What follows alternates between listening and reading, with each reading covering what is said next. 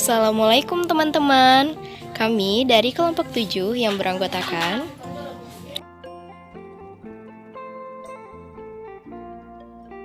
Pembelajaran abad 21.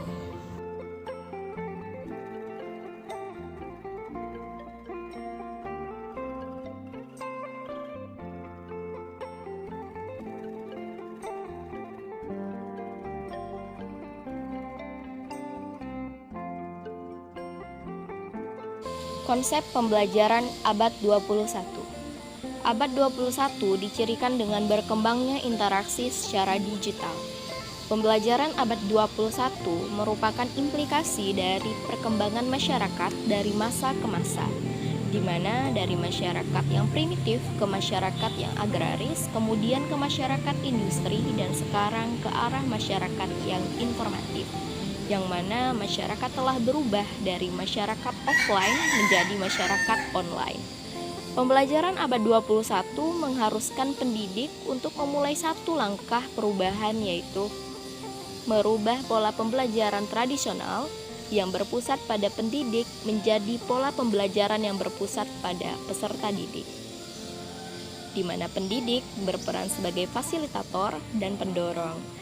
Pendidik juga sebagai contoh pembelajar, learner model. Pendidik dan peserta didik akan belajar bersama-sama, namun pendidik hanya mengarahkan dan mengelola kelas. Greenstein mengatakan, peserta didik yang hidup pada abad 21 harus menguasai keilmuan, berketerampilan metakognitif, mampu berpikir kritis dan kreatif, serta bisa berkomunikasi atau berkolaborasi yang efektif. Nah, untuk mampu mengembangkan pembelajaran abad 21, ada hal-hal yang penting untuk diperhatikan, yaitu tugas utama guru sebagai perencana pembelajaran, di mana pendidik sebagai fasilitator yang baik untuk merencanakan pembelajaran. Kedua, masukkan unsur berpikir tingkat tinggi, higher order thinking. Teknologi dalam hal ini khususnya internet akan sangat memudahkan siswa untuk memperoleh informasi dan jawaban dari persoalan yang diberikan oleh guru. 3. Penerapan pola pendekatan dan model pembelajaran yang bervariasi.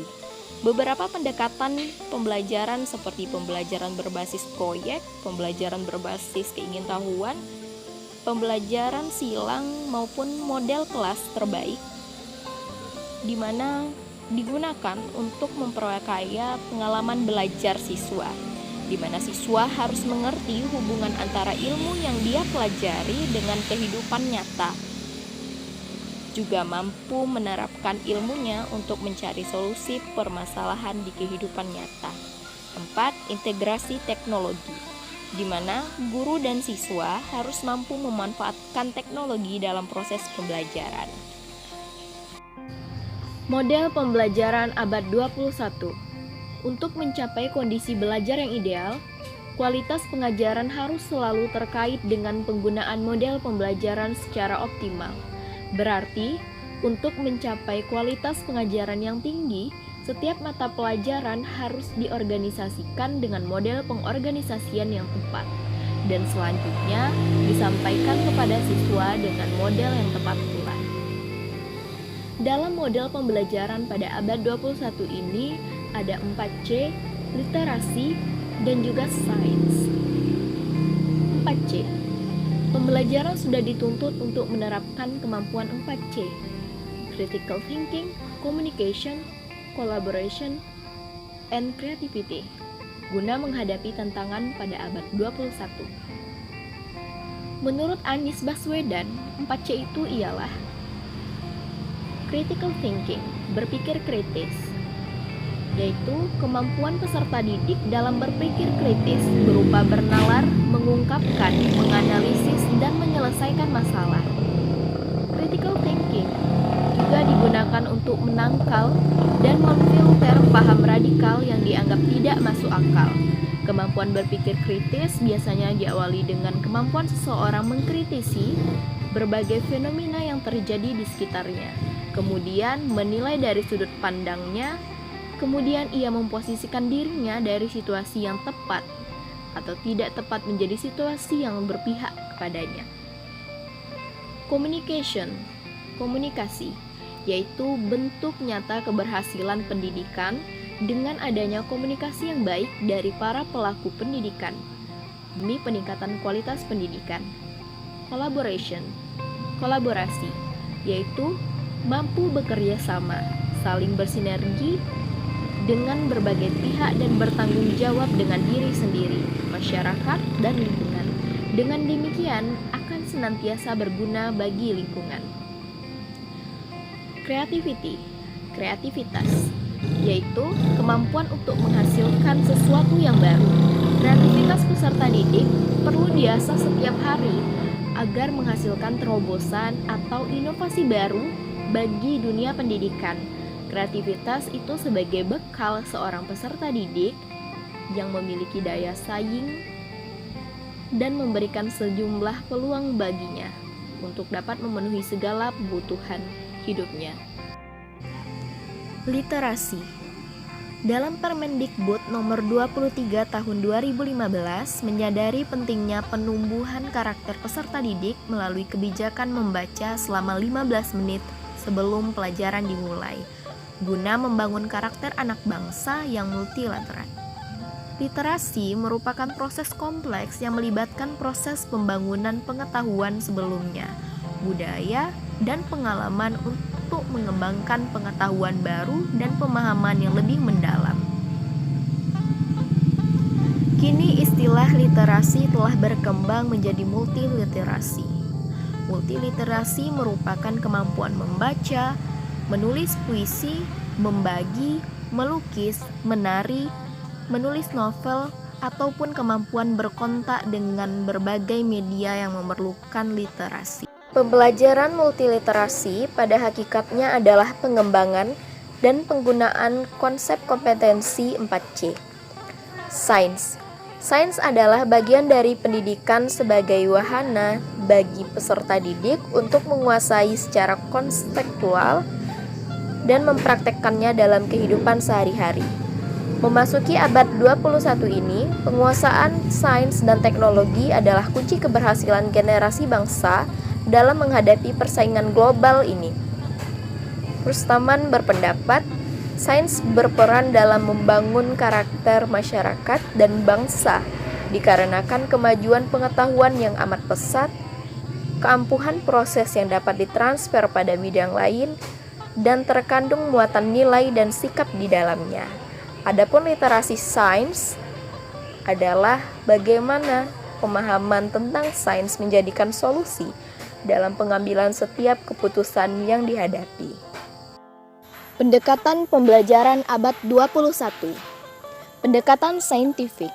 Dalam upaya memberikan kompetensi abad 21 kepada para siswa, maka para proses pembelajaran guru didorong untuk menerapkan pendekatan saintifik atau pendekatan ilmiah yang dikenal dengan 5M, yaitu mengamati, menanya, mengumpulkan informasi, menalar atau mengasosiasikan, dan mengkomunikasikan. Sesuai dengan namanya, pendekatan saintifik dalam pembelajaran mengarahkan siswa untuk meneliti melalui penerapan metodologi ilmiah. Adapun indikator keberhasilan dalam pembelajaran saintifik ialah 1. Meningkatnya kemampuan intelektual peserta didik, khususnya kemampuan berpikir tingkat tinggi. 2. Terbentuknya kemampuan peserta didik dalam menyelesaikan suatu masalah secara sistematik. 3. Terciptanya kondisi pembelajaran di mana peserta didik merasa belajar itu merupakan sebuah kebutuhan. 4. Diperolehnya hasil belajar yang tinggi. 5. Peserta didik terlatih dalam mengomunikasikan ide-ide, khususnya dalam menulis artikel ilmiah. 6. Terbentuknya karakter positif dalam diri peserta didik. Macin A. Dalamiani dan Ruhimat. HOTS. Dalam pembelajaran saintik, selain guru membimbing dan mengarahkan siswa menjadi peserta didik, siswa pun digiring untuk melaksanakan pembelajaran HOTS, Higher Order Thinking Skills. Pada pembelajaran HOTS ini, siswa bukan hanya diarahkan untuk sekedar mengetahui, memahami, dan menerapkan yang dikenal dengan kognitif tingkat rendah atau LOTS, Lower Order Thinking Skills, tetapi ditingkatkan kepada ranah menganalisis, mengevaluasi, dan mencipta. Di mana guru memberikan rangsangan atau stimulan yang agar siswa terangsang untuk berpikir, menyampaikan tanggapan, ide, atau bahkan solusi yang dari rangsangan yang diberikan. Rangsangan bisa berupa sebuah kasus yang diambil dari berita, atau kisah yang dibuat oleh guru sendiri, atau fenomena yang terjadi di tengah masyarakat. Literasi merupakan hal yang tidak dapat dipisahkan dari pembelajaran saintifik. Aktivitas mengamati, menanya, mengumpulkan informasi, menalar atau mengasosiasikan sampai kepada mengkomunikasikan syarat dengan aktivitas literasi. Maksud literasi di sini bukan hanya literasi dalam konteks membaca dan menulis, tetapi juga dalam konteks yang lain seperti literasi teknologi, literasi informasi, literasi komunikasi, literasi sosial, literasi lingkungan, literasi keuangan, literasi TIK, literasi sains, literasi kesehatan, literasi hukum, dan sebagainya. Aktivitas belajar siswa yang dari awal sampai dengan akhir penuh dengan literasi, dengan tujuan untuk meningkatkan minat, kuantitas, dan kualitas dalam berliterasi, khususnya dalam membaca, sehingga terbangun warga sekolah yang literat, yang mana akan mendukung terhadap terbentuknya sekolah sebagai organisasi pembelajar, karena hakikat dari literasi adalah kemelekan terhadap berbagai data atau informasi yang diperlukan untuk menunjang kegiatan belajar atau kehidupannya sehari-hari. Pendidikan karakter. Dalam pembelajaran saintifik sangat kental dengan nilai-nilai pendidikan karakter, antara lain kerjasama, kerja keras, sungguh-sungguh, tekun, sabar, belajar bersosialisasi dan berinteraksi dengan orang lain, saling menghormati, saling menghargai, komunikatif, kreatif, inovatif, jujur, disiplin, tertib, tanggung jawab, dan sebagainya. Dengan demikian, pada pembelajaran saintifik bukan hanya terjadi transfer ilmu pengetahuan saja, transfer of knowledge, tetapi juga transformasi nilai, transformations of value. Prinsip pokok pembelajaran abad 21. Menurut BSNP atau Badan Standar Nasional Pendidikan, BSNP itu merumuskan ada 16 prinsip pembelajaran. Sedangkan menurut Permendikbud nomor 65 tahun 2013 mengemukakan ada 14 prinsip pembelajaran di abad 21. Sementara itu, menurut Jennifer Nichols, dia dapat menyederhanakannya ke dalam 4 prinsip pokok, di mana 4 prinsip pokok itu adalah yang pertama, instruction should be student-centered, atau pengajaran harus berpusat pada siswa. Di sini, pengembangan pembelajaran menggunakan pendekatan pembelajaran yang berpusat kepada peserta didik. Peserta didik itu ditempatkan sebagai subjek pembelajaran yang secara aktif mengembangkan minat dan potensi yang dimilikinya. Peserta didik itu tidak lagi dituntutkan untuk hanya mendengarkan dan menghafal materi pelajaran yang disampaikan oleh pendidik, tetapi peserta didik itu berupaya mengkonstruksi pengetahuan dan keterampilannya sesuai dengan kapasitas dan tingkat pengembangan berpikirnya, sambil juga diajak untuk berkontribusi dalam memecahkan masalah-masalah nyata yang terjadi di dalam masyarakat. Kemudian yang kedua yaitu education should be collaborative, atau pendidikan itu harus berkolaboratif.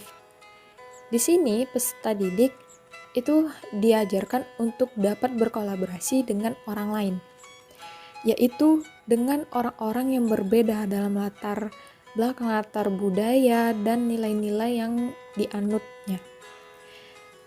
Dalam menggali informasi dan membangun makna, peserta didik itu perlu didorong untuk bisa berkolaborasi dengan teman-teman di kelasnya dalam mengerjakan suatu proyek misalnya atau suatu tugas. Peserta didik itu perlu dibelajarkan bagaimana untuk menghargai kekuatan dan talenta setiap orang, serta bagaimana peserta didik itu dapat mengambil peran dan menyesuaikan dirinya secara tepat dengan mereka. Kemudian yang ketiga yaitu learning should have context, atau artinya pembelajaran harus memiliki konteks. Pembelajaran itu tidak akan banyak berarti jika tidak memberikan dampak terhadap kehidupan peserta didik di luar sekolah. Nah, oleh karena itu, materi pelajaran yang diajarkan oleh pendidik itu perlu dikaitkan dengan kehidupan sehari-harinya dari peserta didik. Pendidik mengembangkan metode pembelajaran yang memungkinkan peserta didik itu terhubung dengan dunia nyata, sehingga pendidik itu dapat lebih mudah untuk memahami dan memaknai. Pendidik membantu peserta didik agar dapat menemukan nilai, makna, serta keyakinan atas apa yang sedang dipelajarinya, serta peserta didik itu dapat mengaplikasikannya dalam kehidupan sehari-harinya. Pendidik juga melakukan penilaian kinerja siswa yang dikaitkan dengan dunia nyata. Kemudian yang keempat yaitu schools should be integrated with society, atau artinya sekolah harus terintegrasi dengan masyarakat. Dalam upaya untuk mempersiapkan peserta didik menjadi warga negara yang bertanggung jawab, maka sekolah itu seyogyanya harus dapat memfasilitasi peserta didik untuk terlibat dalam lingkungan sosialnya. Misalnya, sekolah itu mengadakan kegiatan pengabdian masyarakat, di mana peserta didik dapat belajar mengambil peran dan melakukan aktivitas tertentu dalam lingkungan sosial. Peserta didik dapat dilibatkan dalam berbagai pengembangan program yang ada di masyarakat, seperti program dalam bidang kesehatan, pendidikan, lingkungan hidup, dan sebagainya. Selain itu, peserta didik juga perlu untuk diajak mengunjungi panti-panti asuhan untuk melatih kepekaan empati dan kepedulian sosialnya. Contoh pembelajaran matematika sesuai prinsip pembelajaran abad 21. Contoh yang dapat diterapkan yaitu, misalnya di kelas A sedang belajar tentang materi menghitung bangun ruang suatu tabung. Peserta didik diminta untuk literasi terlebih dahulu materinya dan menyelesaikan soal yang berkaitan dengan materi tersebut dengan bimbingan pendidik. Setelah itu, pendidik dibagi dalam kelompok pembelajaran untuk mempraktekkan secara langsung penerapan materi yang diajarkan. Pendidik memberikan contoh dalam sehari-hari yang ada di sekitar, yaitu menghitung suatu bangun ruang sebuah gelas. Para peserta didik diminta untuk menyelesaikan persoalan tersebut dengan berkolaborasi bersama teman-teman satu kelompoknya. Nah, itulah sedikit contoh dalam penerapan pembelajaran matematika sesuai prinsip pembelajaran abad 21. Karakteristik guru dan siswa di abad 21. Pada pembelajaran abad 21, guru harus memiliki karakteristik khusus sebagai berikut. Yang pertama, memiliki minat baca guru yang tinggi. 2. Guru harus memiliki kemampuan menulis karya ilmiah. 3. Guru harus kreatif dan inovatif, mempraktekkan metode-metode pembelajaran. 4. Guru mampu bertransformasi secara kultur.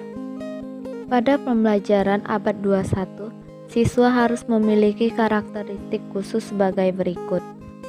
1. Berpikir kritis, memiliki kemauan dan kemampuan pemecahan masalah dan komunikasi, kreatif dan inovatif. 2. Memiliki kemauan dan kemampuan literasi digital maupun media baru dan ICT. 3. Berinisiatif yang fleksibel dan adaptif. Menurut Nasution, bahwa pendidik merupakan orang yang paling bertanggung jawab untuk menyediakan lingkungan yang paling serasi agar terjadi proses belajar yang efektif. Dengan demikian, apabila pendidik melaksanakan fungsi dan tugasnya dengan baik, maka output yang dihasilkan akan baik. Sebaliknya, apabila pendidik tidak menjalankan tugas dan fungsinya dengan baik, maka output yang dihasilkan tidak akan berkualitas. Hal senada juga dikemukakan oleh Yulianto. Pendidik merupakan salah satu faktor kunci yang ikut menentukan arah kualitas pendidikan.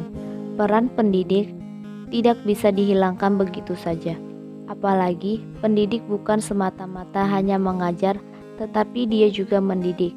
Sebagai pengajar, pendidik tidak hanya berperan dalam menyampaikan ilmu, tetapi juga berkewajiban melakukan evaluasi, mengolah kelas, mengembangkan perangkat pembelajaran, dan lain-lain.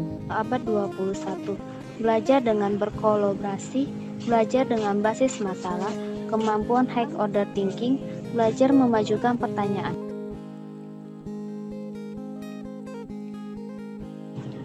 Peran teknologi pada abad 21 memudahkan guru dan siswa mencari sumber belajar alternatif, menjelaskan materi pembelajaran yang diberikan guru, belajar lebih efektif, wawasan guru dan siswa bertambah, pembelajaran mengikuti perkembangan. Strategi guru mengikuti tantangan zaman di abad 21 dalam bidang pendidikan. Adapun strategi guru dalam mengikuti tantangan zaman di abad 21 ini ialah: yang pertama, kemampuan dalam menggunakan teknologi informasi dan komunikasi. Menurut Waouya Saratodo dalam buku Profesi Kependidikan bahwa di dalam menghadapi tantangan di abad ini, yaitu era revolusi industri 4.0, harus benar-benar profesional dalam menjalankan tugasnya. Guru harus memiliki kompetensi yang mudah beradaptasi, kompetensi profesional yang sesuai dengan tuntutan era revolusi industri 4.0, yakni sesuai dengan bidang garapan dan literasi teknologi informasi dan komunikasi. Yang kedua, menjadikan peserta didik sebagai titik pusat dalam pembelajaran. Siswa atau anak berada pada pusat pembelajaran sehingga anak dapat belajar aktif sesuai dengan minat dan keinginan anak. Untuk mendukung guru dalam melakukan pembelajaran yang lebih melibatkan siswa sebagai objek dalam pembelajaran, dibutuhkan teori-teori pembelajaran yang telah dirumuskan oleh para ahli, yakni seperti konstruktivisme dan behavioristik serta teori-teori lainnya, sehingga dapat menjadi referensi bagi guru untuk memilih teori apa yang baik dan efektif dilakukan dalam pembelajaran kepada peserta didik. Dan guru juga memerlukan sebuah model pembelajaran. Model ialah bentuk pembelajaran yang tergambar dari awal sampai akhir yang disajikan secara khas oleh guru. Kemudian yang ketiga, menggunakan media teknologi informasi dan komunikasi dalam pembelajaran. Guru adalah kreator atau pencipta dalam pembelajaran. Kemampuan guru dalam melakukan media TIK atau teknologi informasi dan komunikasi dalam pembelajaran dapat membantu siswa untuk tidak ketinggalan zaman terhadap teknologi saat ini, serta dapat menunjang atau mendukung siswa yang nantinya menggunakan teknologi di dalam dunia pekerjaannya. Siswa menggunakan perangkat TIK untuk mencari, mengeksplorasi, menganalisis, dan saling tukar informasi secara kreatif dan tanggung jawab, sehingga bukan hanya dapat belajar konsep dan sikap serta keterampilan, tetapi siswa juga dapat belajar teknologi informasi dan komunikasi dari gurunya. Yang keempat, penanaman karakter kepada siswa. Adapun penanaman karakter yang dapat dilakukan guru kepada siswa ialah: yang pertama, menanamkan karakter religius, yaitu sikap dan patuh dalam melaksanakan ajaran agamanya. Yang kedua, menanamkan sikap jujur pada siswa baik dalam mengikuti ulangan atau ujian atau yang lainnya. Yang ketiga, mengajarkan bagaimana cara bertanggung jawab di setiap tindakan yang ia lakukan. Yang keempat, mengajarkan kepada anak untuk menghormati orang dewasa atau orang yang lebih tua dibandingkan dirinya.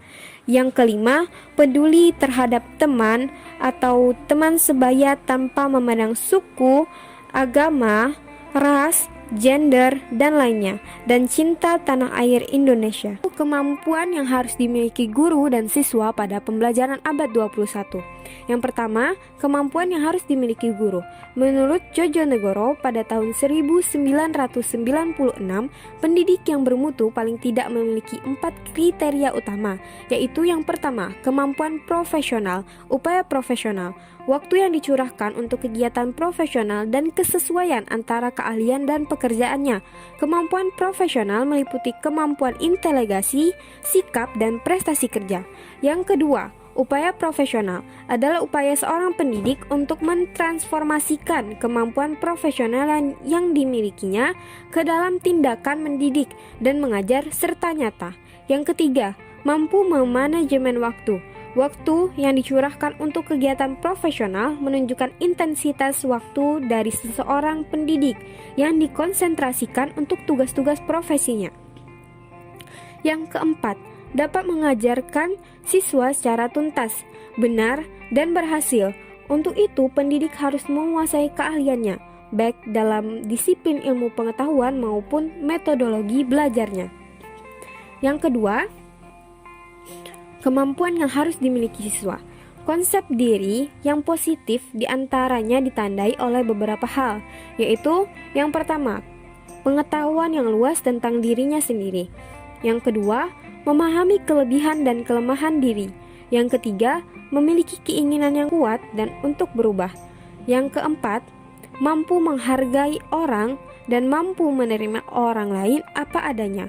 Yang kelima, mampu secara terbuka menerima kritikan orang lain. Yang keenam, memiliki sistem pertahanan diri yang kuat.